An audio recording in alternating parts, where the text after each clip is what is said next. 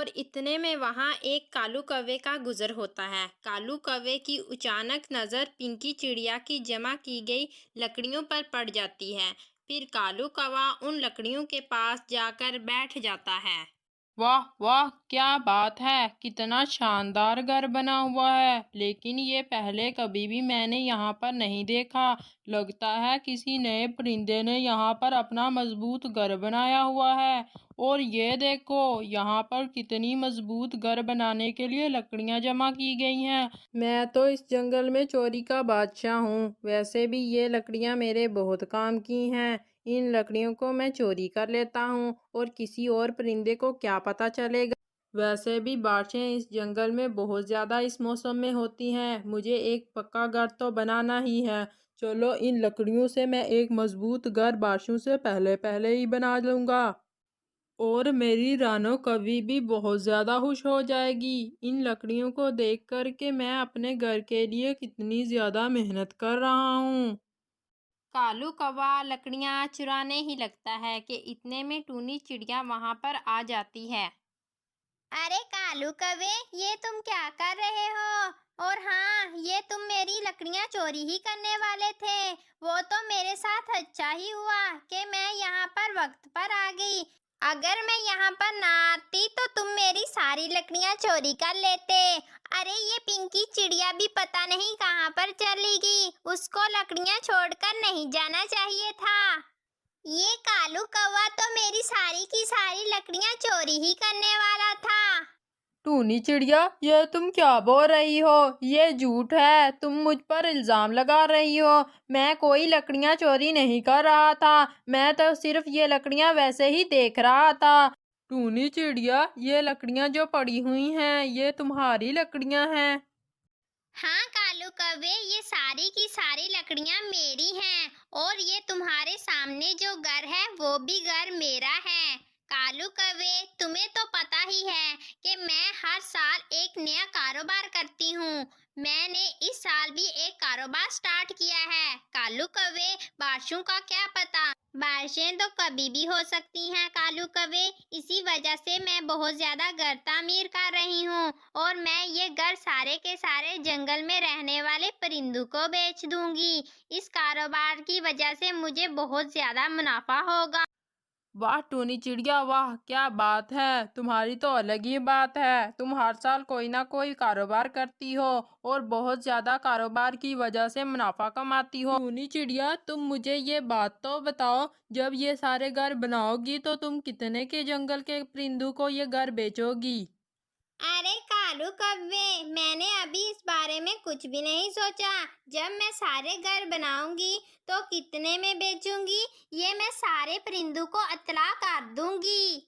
कालू कव्वे, अगर तुमको भी घर की जरूरत हो, जो तुम्हें हर साल ही होती है, क्योंकि मेहनत करना तो तुम्हारे बस की बात नहीं, तुम ऐसा करना कि एक घर मुझसे ही खरीद लेना। हाँ हाँ टूनी चिड़िया, अगर मैं तुमसे घर खरीदना चाहूँगा तो मैं तुमको ज़रूर बता दूँगा। इतना बोलकर कालू कौवा वहां से रवाना हो जाता है। रानो, कभी तुम्हें इस बात का इल्म है कि टूनी चिड़िया इस साल अपना एक नया कारोबार शुरू कर रही है?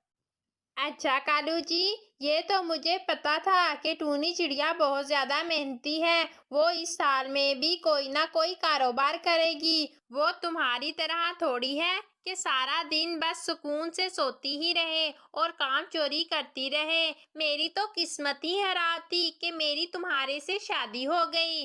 तुम कितने कामचोर शौहर हो। मेरी बदकिस्मती थी कि मेरी शादी तुम जैसे कामचोर शौहर से हो गई। अच्छा भला मेरी अम्मी बबली कौवे से मेरी शादी करवा रही थी और तुमने वहां पर आकर अपनी टांग अड़ा ली। तुमने मेरी अम्मी को आकर बोला कि मैं बहुत ज्यादा अमीर हूँ, मेरे पास तो दौलत ही दौलत है। तुम बहुत ज्यादा अमीर हो। मेरी बेचारी अम्मी को तुमने अपनी बातों में फंसा लिया और तुमने मुझसे शादी कर ली। रोनो, कभी तुम तो इस तरह बोल रही हो जैसे तुम्हारी अम्मी के पास तो बहुत दौलत ही दौलत है। वो बहुत ज्यादा अमीर है, तुम भी बहुत ज्यादा गरीब थी। और हाँ रानो, कभी तुम भी कितनी ज्यादा आलसी हो। तुमने सारी जिंदगी कभी भी मेहनत की है? तुमने कभी भी खाना खाने के लिए कुछ अनाज जमा किया है और अब तुम मुझे इस तरह लेक्चर दे रही हो।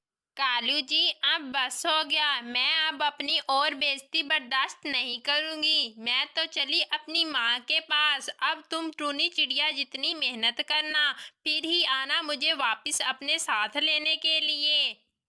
रानो कवि कव्वे से गुस्सा होकर अपनी माँ के पास वापस चली जाती है।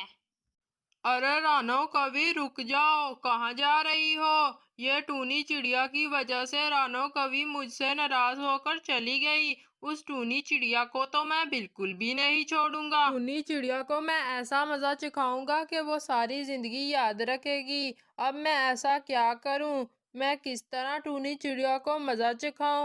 कुछ देर तक कालू कौवा सोचता रहता है। कालू कौवे के दिमाग में एक चालाक तरकीब आ जाती है।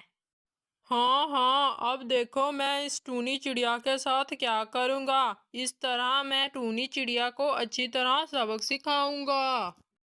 और फिर कुछ ही अरसे के बाद कालू कौवा टूनी चिड़िया के पास चला जाता है।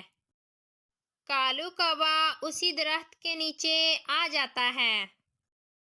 फिर कालू कौवा उस दरख्त के नीचे एक कब्र बना देता है और फिर टूनी चिड़िया के पास रवाना हो जाता है। टूनी चिड़िया, तुम इस दरख्त के ऊपर क्यों घर बना रही हो? ये दरख्त तो मेरा है। इस दरख्त पर मेरी दोस्त चील रहती थी। यकीन नहीं आ रहा तो इस दरख्त के नीचे जाकर देख लो। इस दरख्त के नीचे मेरी दोस्त चील की कब्र मौजूद है। जब मेरी प्यारी दोस्त चील मर गई तो उसको इसी दरख्त के नीचे दफन कर दिया गया था। टूनी चिड़िया, तुम यहाँ से अभी चली जाओ। ये दरख्त मेरी बहुत ही अच्छी दोस्त चील का है। इसी वजह से ये दरख्त तो अब मेरा है। अरे कालू कौवे, ये तुम क्या बोल रहे हो? ये बात तो तुम्हें मुझे पहले ही बतानी चाहिए थी। अब तो मैंने इस दरख्त के ऊपर बहुत ज्यादा घर बना लिए हैं। मेरी मेहनत पर तो पानी ही फिर जाएगा। टूनी चिड़िया, मुझे इन बातों का नहीं पता। तुम्हें पहले ही सोच लेना चाहिए था। अगर तुम यहाँ से नहीं गई तो मैं तोते महाराज के पास जाऊंगा। तोते महाराज को तुम्हारी शिकायतें लगाऊंगा। टूनी चिड़िया तोते महाराज का नाम सुनकर डर जाती है और बेचारी मासूम टूनी चिड़िया और पिंकी चिड़िया वहां से दूसरी तरफ रवाना हो जाती हैं।